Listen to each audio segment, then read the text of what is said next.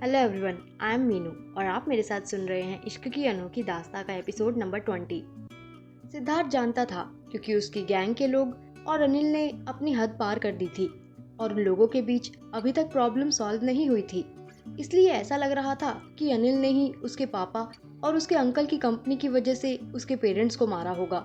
तभी सिद्धार्थ की नज़र अनिल और अजय के बीच हुई कॉल की डिटेल पर पड़ी, जो उस मर्डर के बाद की होगी, जो कुछ ऐसी थी। अजय: अनिल, तुमने जो किया है उसके बारे में मैं जानता हूँ। मैं तुम्हारे बारे में पुलिस को बता दूंगा। अनिल: तुम क्या कर रहे हो? ऐसा लगता है तुम्हारा दिमाग खराब हो गया है। तुम्हें पता भी है तुम क्या कह रहे हो? अजय: हाँ, मैं बिल्कुल ठीक हूँ। तुमने उन बेकसूर लोगों को मार दिया। तुम एक खूनी हो, खूनी। हे भगवान। अनिल: लेकिन बदकिस्मती से तुम्हारे पास इसका कोई सबूत नहीं है। कोई तुम्हारी बात पर विश्वास कैसे करेगा? अजय: क्या तुम्हें ऐसा लगता है मैं उस फैमिली के पास जाऊंगा और उन्हें सारी सच्चाई बता दूंगा कि तुमने उनका खून किया है? तुम्हें क्या लगता है वो मेरी बात पर विश्वास नहीं करेंगे? हो सकता है वो सीधे तुम्हें पुलिस स्टेशन पहुंचा दे। अनिल: अब मेरी बात सुनो। मैं तुम्हें ऐसा करने दूंगा तब तुम करोगे ना? अगर तुमने किसी को भी मेरे बारे में कुछ भी बताने की कोशिश की तो मैं तुम्हारे परिवार को भी जिंदा नहीं छोड़ूंगा। करो अब तुम क्या करते हो। अजय: ठीक है, मैं अपना मुंह किसी के सामने नहीं खोलूंगा, लेकिन मेरे परिवार को तुम कुछ नहीं करोगे। मेरा परिवार ही मेरे लिए सब कुछ है। अनिल: अब ये तो तुम पर है। अगर तुमने अपना मुंह किसी के सामने खोला तो उन्हें ये सजा मिलेगी। अब आया तुम्हें समझ में? अजय: हाँ, लेकिन प्लीज तुम उन्हें कुछ मत करना। तो ये सब हुआ था। सिद्धार्थ ये सब देखकर एकदम चुप हो गया, क्योंकि ऐसा कुछ हो सकता है उसने सोचा भी नहीं था। उसे तो लगा था कि ये सब पल्लवी के पापा मिस्टर अजय ने किया था, लेकिन उनका तो कोई कसूर ही नहीं था इसमें। अब सिद्धार्थ के सामने एक और कॉल डिटेल थी। वो उस कॉल के 4 साल बाद की कॉल डिटेल थी, जो कुछ इस प्रकार थी। अनिल: अजय, मुझे सच में तुम्हारी मदद की जरूरत है। मैं एक बहुत बड़ी मुसीबत में फंस गया हूँ। क्या तुम मुझे कुछ पैसे दे सकते हो? अजय: मेरे पास तुम्हें देने के लिए कुछ नहीं है। सॉरी, मैं तुम्हारे साथ कोई डील नहीं करना चाहता हूँ। मुझे प्लीज अपना काम करने दो। अनिल: प्लीज मेरी मदद कर दो। अजय: नहीं, मेरा एक खूनी से कोई मतलब नहीं है और आज के बाद मुझे कभी कोई फोन भी मत करना। उन कागजात के हिसाब से मिस्टर अजय का उसके अगले ही दिन एक खतरनाक एक्सीडेंट हो गया, और वो भी उसी ब्रिज पर जहां उसके माँ बाप को किसी ने गोली मारकर मार डाला था। क्या ये कोई कोइंसिडेंस है? वो सोचने लगा कि जिसने उसके माँ बाप का खून किया था उसी ने पल्लवी के पापा को भी मारा है। उसे वो ढूंढना ही होगा, चाहे वो जहां भी हो। उसे उसकी सजा भुगतनी ही होगी। सिद्धार्थ ने तभी अपने एक सबसे विश्वास पात्र असिस्टेंट को बुलाया और कहा, हेलो रजत, मेरे पास तुम्हारे लिए एक जरूरी काम है। जी सर, बताइए क्या काम है? रजत ने पूछा। तुम्हें मेरे लिए एक आदमी के बारे में पता लगाना होगा। जब पता चल जाए तो मुझे बता देना। सर, वैसे वो है कौन? मेरा पुराना दोस्त अनिल गोइंका। कुछ दिन पहले मैंने सुना था कि वो इस देश में नहीं है। मैं तो ये जानना चाहता हूँ कि वो अब है कहाँ। तुम किसी भी तरह उसका पता लगाओ। मुझे उसके साथ कुछ पुराने हिसाब बराबर करने हैं। ठीक है सर, मैं ये काम आज से ही शुरू कर देता हूँ। Thank you. सिद्धार्थ ये कहकर किसी को मेल करने लगा। हेलो आलोक, मुझे माफ़ करना कि मैं तुम्हें छुट्टियों में भी परेशान कर रहा हूँ, लेकिन मुझे बहुत जल्द तुम्हारी ज़रूरत पड़ने वाली है। उसके बारे में मैं आगे बता दूंगा। आज सिद्धार्थ को जो भी पता चला उसके बारे में सोचकर वो खुश था, लेकिन उसे लग रहा था कि पिछले कुछ दिनों से वो पल्लवी को इग्नोर कर रहा था। उसे कल उससे मिलना ही पड़ेगा, लेकिन अब उसे घर जाकर आराम करना चाहिए। उसे खुद पर बहुत प्राउड फील हो रहा था। उसने उसके पेरेंट्स के खूनी को ढूंढ निकाला था। वो इस बात से बहुत खुश था, इसलिए उसने जल्दी से अपने टेबल से सारे पेपर्स हटाए और ऑफिस से बाहर आकर घर जाने के लिए निकल गया। दूसरी तरफ अर्जुन दरवाजे से अंदर आकर उसकी चौखट पर खड़ा रहा और फिर चारों तरफ देखने लगा, लेकिन ये जगह तो उसने जितना सोचा था उससे भी ज्यादा नम थी। उसने आज तक ऐसी जगह नहीं देखी थी। ये उन जैसे लोगों के लिए जगह नहीं थी, इसलिए वो इससे बेहतर जगह पर उस आदमी से मिलना चाहता था। लेकिन वो यहाँ जिससे मिलने आया था उसने ही यही जगह चुनी थी, और अच्छी बात ये थी कि ये उसके ऑफिस के सामने थी, इसलिए उसे अभी भी यही चिंता थी कि कहीं उसका कोई एम्प्लॉय उसे देख ना ले। इसलिए उसने वहाँ एक आदमी को देखा और उसे अंदर ले जाकर बात करते हुए बोला, अब बताओ मुझे क्या बताने आए हो। सीधे मतलब की बात, क्योंकि वो ऐसे मामलों में सीधे बात करता था, क्योंकि उसे घुमा फिरा कर बात करना पसंद नहीं था। ठीक है, मैंने यहाँ के बारे में काफ़ी कुछ पता किया है। इस वक्त उसका ध्यान किसी और चीज़ पर ही है और उसमें वो अगले हफ्ते तक बिजी रहने वाला है, सामने बैठे व्यक्ति ने बताया। ओह, ओके। ये कहकर उसने सिगरेट का पैकेट निकाला और सामने वाले को भी ऑफर किया और फिर उसने अपने सिगरेट का एक कश लगाया और कहा, तो फिर तुम मुझे क्या बताने आए हो? सर, मैं आपको बताने आया हूँ कि उस पर वार करने का यही सही वक्त है, क्योंकि इस समय उसे पता भी नहीं चलेगा कि किसने हमला किया उस पर, और फिर उसे अपने आप को संभालने में ही वक्त लग जाएगा। सामने बैठे इंसान ने बताया। बहुत अच्छी बात है, तुम्हारा आइडिया तो अच्छा है। अच्छा किया जो तुम मुझे ये खबर देने के लिए मुझसे मिलने चले आए, उसके लिए थैंक यू।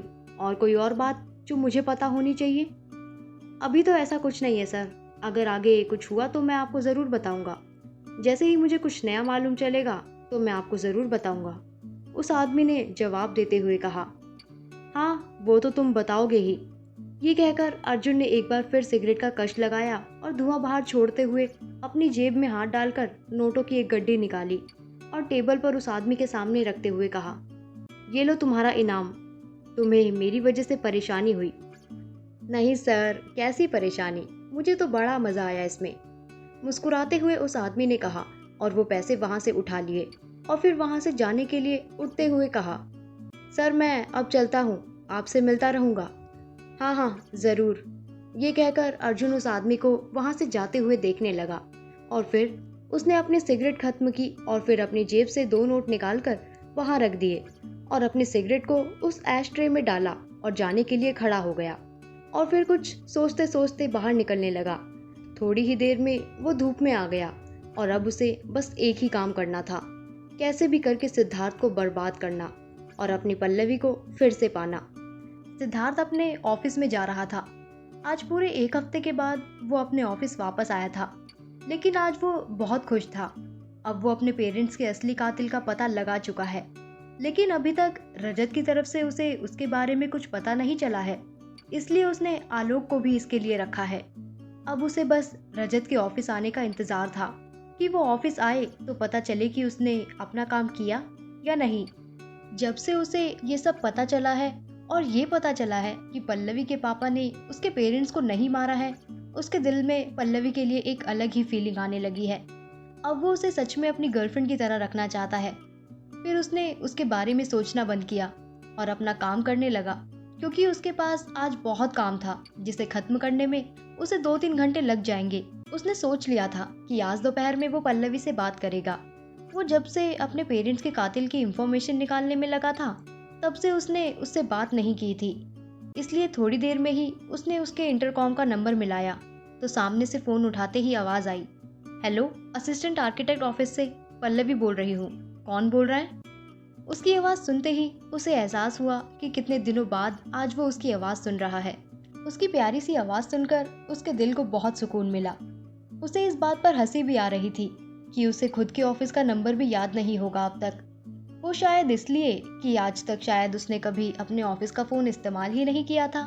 ये सोचते हुए उसने कहा, मैं सिद्धार्थ, तुम बिजी हो क्या इस समय? नहीं तो, ऐसा कुछ खास नहीं, बताइए मैं क्या कर सकती हूँ आपके लिए?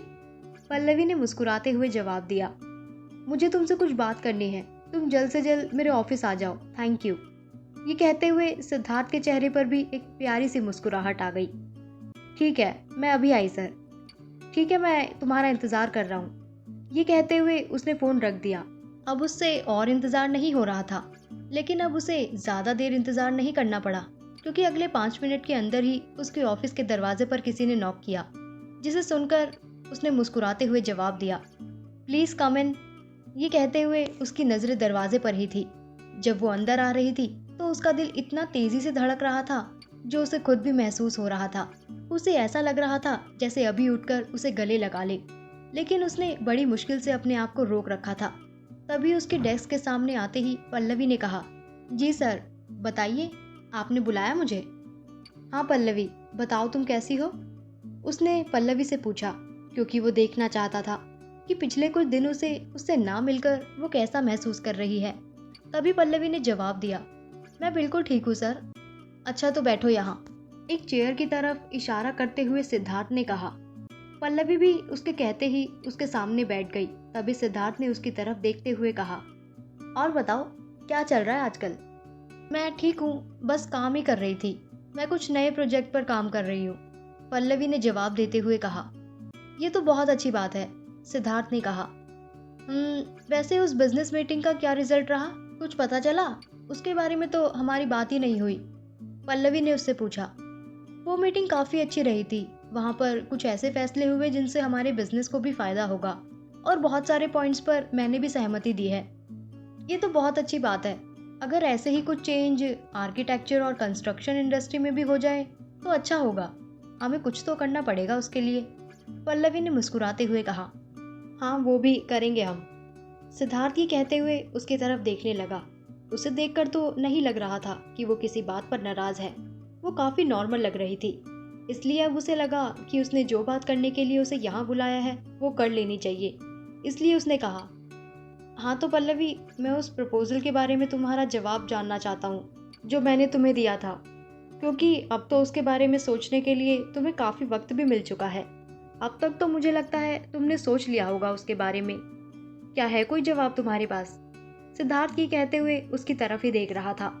पल्लवी ने उसकी तरफ देखते हुए कहा, अच्छा वो शादी के प्रपोजल की बात कर रहे हो आप? हाँ उसी प्रपोजल की बात कर रहा हूँ मैं। हाँ उसके लिए मेरी हाँ है। मैं भी आपसे शादी करना चाहती हूँ। इससे बड़ी खुशी मेरे लिए क्या होगी। ये तो बहुत अच्छी बात है, और ये हाँ करने के लिए थैंक यू। अब मुझे हमारी शादी के लिए कुछ इंतज़ाम करने होंगे। तुम शादी के लिए बहुत बड़ा अरेंजमेंट पसंद करोगी या फिर छोटा भी चलेगा? छोटा ही ज़्यादा सही रहेगा, पल्लवी ने जवाब दिया। ठीक है तो हमारे कुछ दोस्त और हमारे साथ काम करने वाले कुछ लोगों को हम बुला सकते हैं, है ना? सिद्धार्थ ने पूछा। हाँ बस यही सही रहेगा, पल्लवी ने भी मुस्कुराते हुए जवाब दिया। ठीक है तो क्या इस वीकेंड पर हम शादी कर सकते हैं? सिद्धार्थ ने उससे पूछा। ये बहुत जल्दी नहीं होगा? हाँ वो तो है, लेकिन मुझे इसके लिए डेडलाइन दी गई है। क्या तुम जानना चाहोगे उसके बारे में? हाँ क्यों नहीं। तो सुनो, मेरे अंकल का कहना है कि अब परिवार की जिम्मेदारी उठाने की मेरी उम्र हो चुकी है। उनका मानना है कि अब मैं अपना लड़कपन खो चुका हूँ, इसलिए मुझे अब जिंदगी में सेटल होने के बारे में सोचना चाहिए। इसलिए उन्होंने मुझे डेडलाइन दी है कि तब तक मुझे किसी से शादी करके अपनी ज़िंदगी की शुरुआत करनी होगी, और अगर मैंने ऐसा नहीं किया तो वो मुझे इस सीईओ की पोस्ट से हटा देंगे और खुद ये कुर्सी संभालेंगे। इसलिए अब जाकर मैंने ये फैसला किया कि अब मैं शादी करूँगा। ओह तो ये बात है, तो मैं आपकी मदद ज़रूर करूँगी और जल्द से जल्द आपसे शादी करूँगी। आखिर आप मेरे बॉस हैं और मैं नहीं चाहती इस कुर्सी पर कोई और आए, पल्लवी ने भी मुस्कुराते हुए जवाब दिया। थैंक यू पल्लवी, तो फिर ये वीकेंड तय रहा, ठीक है? जी सर, इस वीकेंड पर हम दोनों शादी कर लेंगे। ठीक है, इस बारे में मुझे लगा कि तुम्हें कुछ और बताना है तो मैं तुम्हें बता दूंगा। Thank you sir. पल्लवी ये कहकर वहाँ से जाने के लिए खड़ी हो गई। तभी सिद्धार्थ ने फिर से उसे रोकते हुए कहा, वैसे पल्लवी, क्या तुम उससे पहले मेरे साथ एक डेट पर जाना पसंद करोगी, जब भी तुम्हें काम से फुर्सत मिले? हाँ मुझे आपके साथ डेट पर जाने में कोई दिक्कत नहीं है। ठीक है अब तुम जा सकती हो, मैं बाद में तुमसे मिलता हूँ। ठीक है, हैव अ नाइस डे। तुम्हारा भी दिन अच्छे से रहे पल्लवी। वहाँ से जाते हुए वो उसे देख रहा था। आज वो बहुत खुश था। वो इस बात से भी काफ़ी खुश था कि वो उसे अच्छे से समझती है और उसके लिए कुछ भी करने को तैयार है। लेकिन उसने उसे ज़रा सा भी ये पता नहीं चलने दिया कि उसकी धड़कनें भी अब उसके लिए धड़कने लगी है। नहीं नहीं, उसे नहीं पता चलना चाहिए। ये सोचते हुए फिर से वो अपने काम में लग गया। कहानी में आगे क्या होगा जानने के लिए सुनते रहिए कहानी के आने वाले एपिसोड्स। Thank you.